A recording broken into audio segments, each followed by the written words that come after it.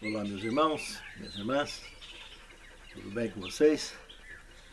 Eu gostaria, esses momentos de vida no campo, escutando essas aves cantando, de chamar a atenção de algo muito importante que eu ouvi de uma fonte segura, hoje, exatamente hoje, e antes de descer lá para o lago, para gravar a lição 10, eu gostaria de deixar essa informação.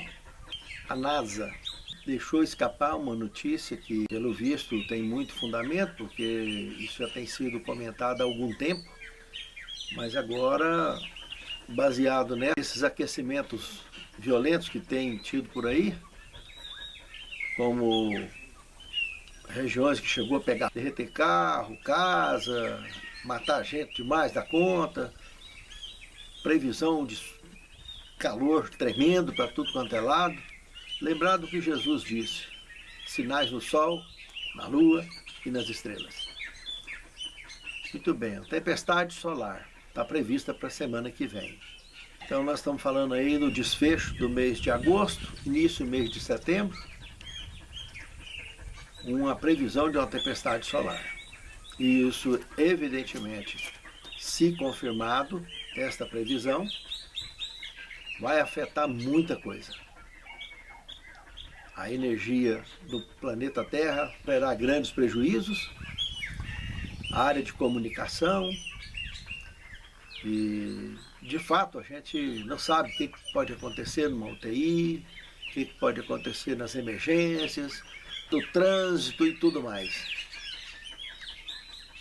Mas o que eu quero deixar aqui claro é a palavra, o que ela disse: haverá sinais no sol, na lua e nas estrelas. Essa mancha no sol, vista pela NASA, fotografada, filmada, se resulta nessa informação, nessa advertência. Fiquem atentos, porque muitos estão brincando com a fé, não estão levando a sério o que tem sido dito. As pandemias e epidemias que vêm se arrastando sobre a face da Terra e mexendo com o planeta todo, muitas e muitas pessoas, uma grande maioria, tem dormido, literalmente dormido. Não está tomando providência. Quero deixar aqui esse alerta, esse registro, para que fiquem atentos à palavra de Deus e tomem providência, busquem os refúgios, onde quer que você viva no planeta Terra, procure, você encontrará pessoas, servos e servas de Deus, que estão preparando refúgios para o povo de Deus. Em muito breve, o único lugar mais seguro e menos tenso de se enfrentar uma grande crise será nos refúgios. Eu gostaria de aproveitar também esse momento e pedir para que todos os ouvintes do meu canal possam orar pela minha filha. A minha filha caçula foi diagnosticada com câncer nas mamas. Nós já fizemos os exames preliminares. Graças a Deus, ela não entrou em processo de metástase, está restrito nas mamas, já é um grande milagre isso. E de fato que já conseguimos, já para o encaminhamento público, para o tratamento público, já para agora no dia 5 de setembro. Eu gostaria de pedir aos irmãos que orem em favor da minha filha, para que juntos nós possamos vencermos essa fase da batalha e em muito breve, todos juntos, estarmos preparados para abraçar com o Senhor nas nuvens dos céus. Oremos por todos os escolhidos do Senhor, debaixo da faixa do conflito.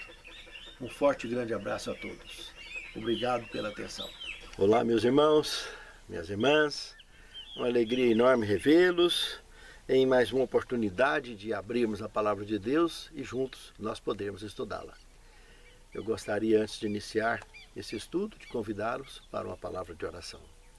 Santo Deus, muito obrigado, Senhor, por esse momento tão importante em nossas vidas, onde Tu alimenta a nossa fé através da Tua palavra.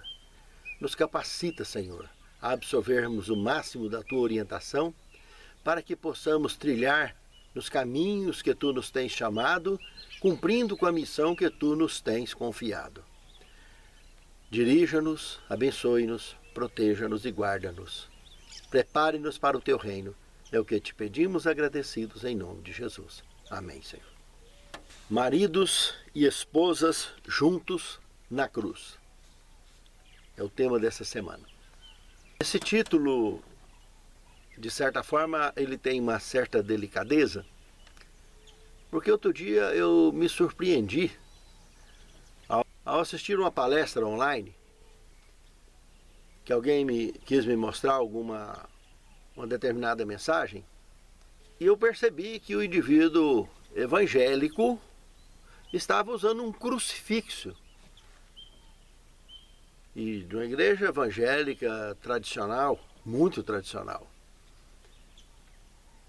E meus tios foram criados, os irmãos da minha mãe, foram criados dentro dessa religião. E não existia esse tipo de situação. E aí, no que eu fiz a observação, com todo respeito, com todo carinho, eu olha, mas esse pessoal dessa religião eu nunca vi usar crucifixo assim. E aí a pessoa argumentou, não, mas não está com Cristo lá, está só a cruz sozinha. Eu falei, não, mas o segundo mandamento fala para não adorar mais de escultura de semelhança nenhuma que tem em cima no céu, ou embaixo na terra, ou nas águas, ou debaixo das águas. O único ídolo é Deus, é o Cristo vivo, é o Deus vivo. A morte de Cristo, aquilo foi uma desonra, uma afronta contra Deus, uma afronta contra a criação, contra tudo que se tem de direito. Foi uma maldade executada contra ele. E o amor de Deus é que permitiu essa maldade toda acontecer para que salvasse a todos nós como seres humanos, como mortais, e pudesse nos redimir e nos resgatar. Essa é a questão. E aí o diabo consegue fazer de tudo uma forma de idolatria. Pensa que coisa mais horrível. E aí eu me preocupo para que as pessoas não tenham realmente essa ideia de querer idolatrar a cruz. Mas nós adoramos a Cristo, o Cristo vivo, o Deus vivo. Pense nisso, amado irmão. Pense nisso, amado irmão.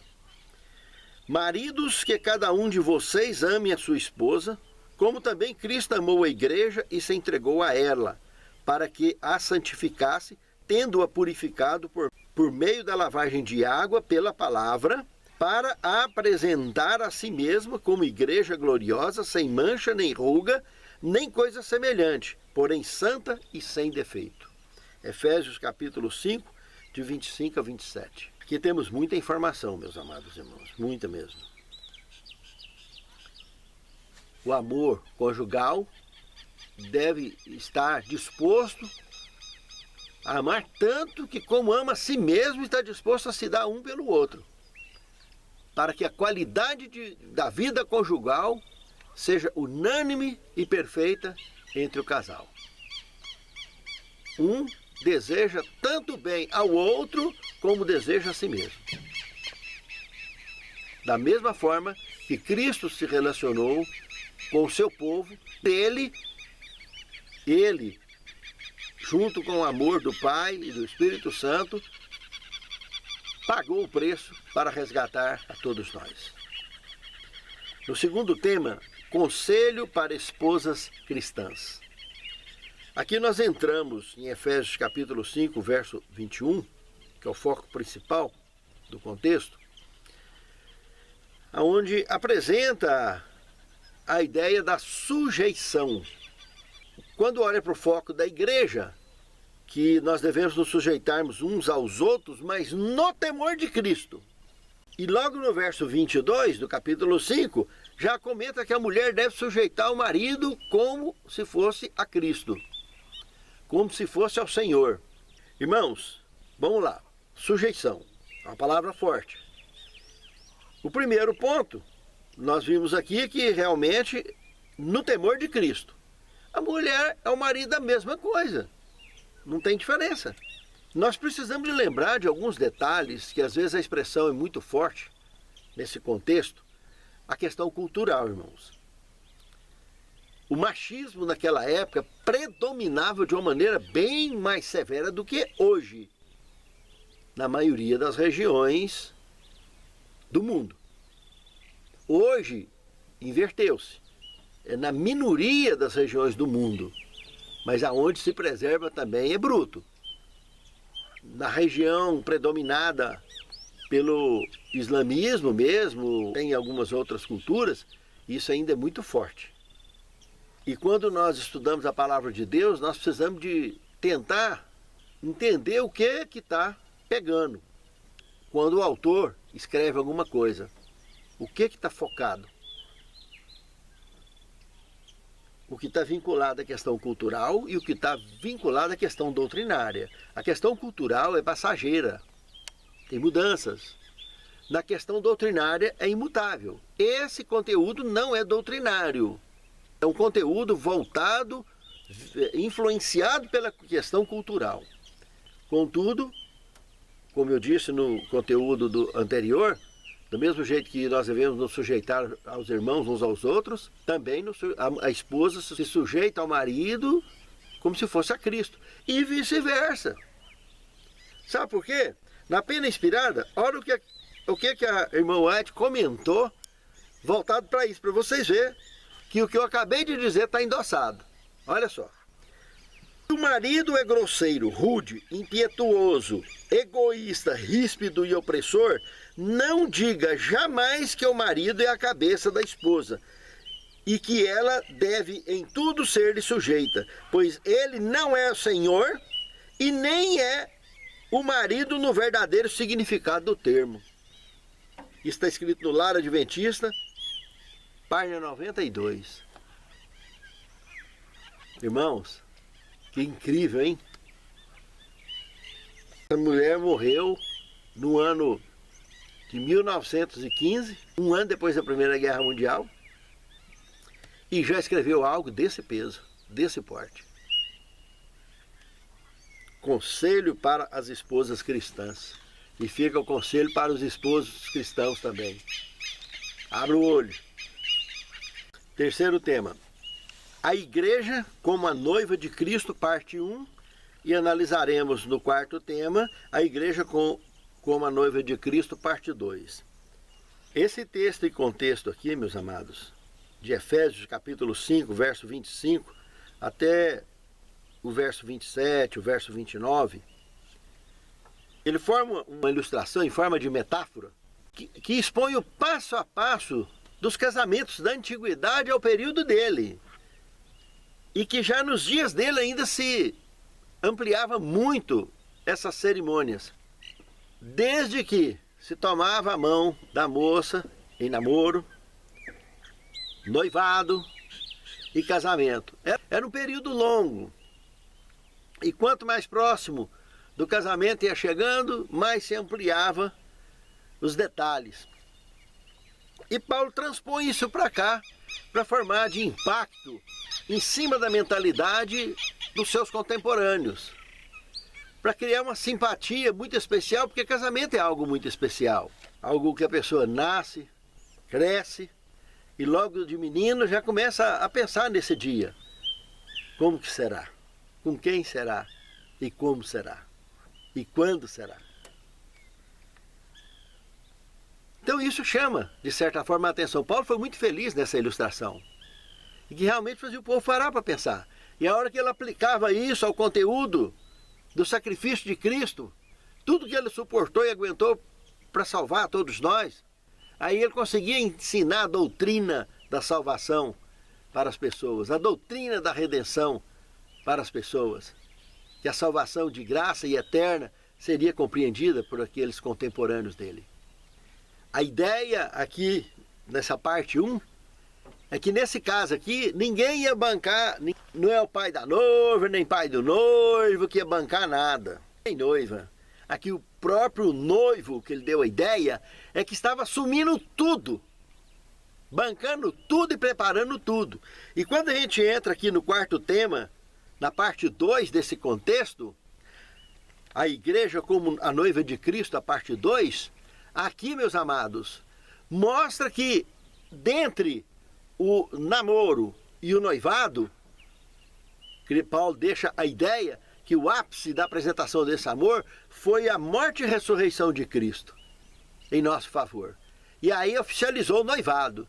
Aí ele vai embora para o seu reino e a noiva começa o cortejo dela para encontro com o noivo. E o noivo preparando o cortejo dele para encontro com a noiva.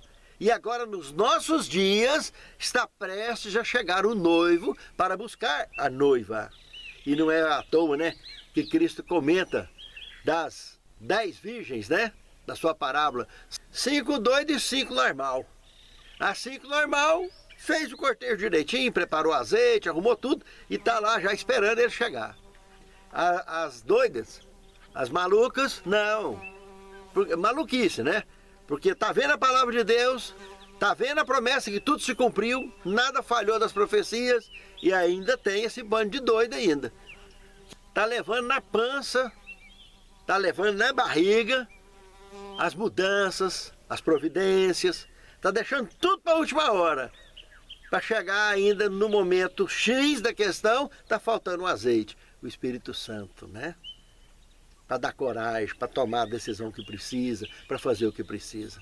Pense nisso, amado irmão. O noivo está chegando e o casamento vai ser o reino eterno. O cortejo daqui para lá é os dois cortejos se encontrando e nós vamos ao encontro no ar. A igreja é a noiva de Cristo. Ele casa-se com a igreja. E para se casar, nós nos encontraremos nas nuvens dos céus. E essa igreja estará indo para o reino eterno, ataviada como esposa a seu marido, lembra? Que o Apocalipse apresenta? Pois é, e vamos ao encontro do Pai, que estará realizando para sempre esse casamento, nos readmitindo no plano original da criação, ou seja, raça pura de novo, viver eternamente. Pense nisso, amado irmão. Pense nisso, amado irmão. Quinto tema, ame a sua esposa como a si mesmo. Efésios 5, de 28 a 30. Amar a esposa como a si mesmo, meus amados, e vice-versa, né? Isso preserva a relação. Conserva, preserva e nutre a relação, para que o casal tenha um relacionamento bonito, limpo e, de fato, para todo sempre. Pense nisso, amado irmão. Pense nisso, amado irmão. Sexto tema. Uma só carne. O modelo para o casamento. Aqui eu quero chamar a atenção numa curiosidade, meus amados. Eu já fui em muitos casamentos realizados em diversas religiões diferentes. E sempre a pessoa que está ministrando o casamento, seja padre ou pastor, eu já vi várias e várias vezes, sem exceção, inclusive na nossa igreja, já vi muito isso, eles usarem equivocadamente a expressão de Gênesis capítulo 2, verso 23 e 24, que é aquelas palavras que disse o homem e não Deus, que deixará o homem, o seu pai, a sua mãe, e unir-se-á a sua mulher, e ambos serão uma só carne. Preste bem atenção, quem falou isso foi o nosso pai, o nosso ancestral, Adão. Foi ele que celebrou essas palavras. Ele celebrou o próprio casamento dele, irmãos. Meus amados, não foi Deus que disse isso.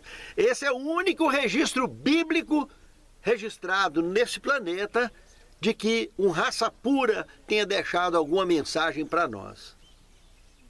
Entende, irmãos? Esse é o único registro, foi no capítulo 2. No capítulo 3 é que foi a queda.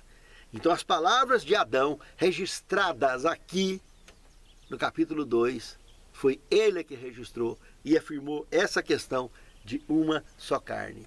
E uma só carne não quer dizer que ela vai gostar de tudo que eu gosto ou que eu vou gostar de tudo que ela gosta. Não, mas nós temos um consenso. Assim como o Pai, Filho e Espírito Santo têm um consenso, um foco, a maneira de amar e focar a missão, também o casal tem da mesma maneira.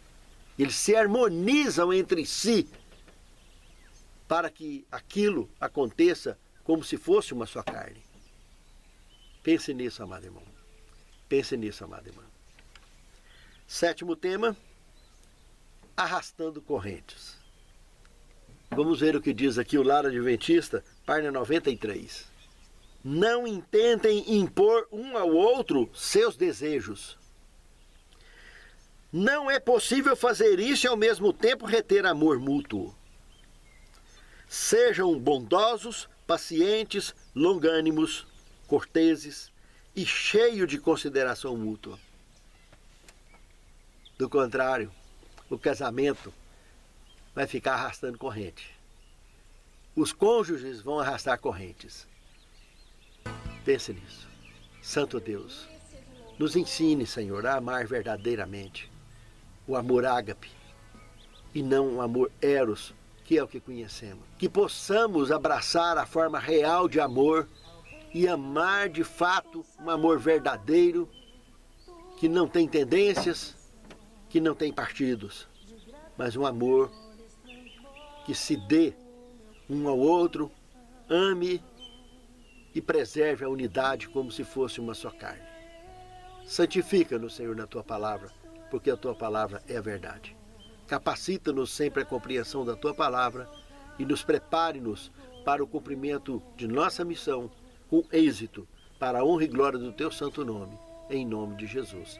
Amém. Conforme a Tua justiça, e cantarei louvores, pois Tu és Altíssimo, celebrarei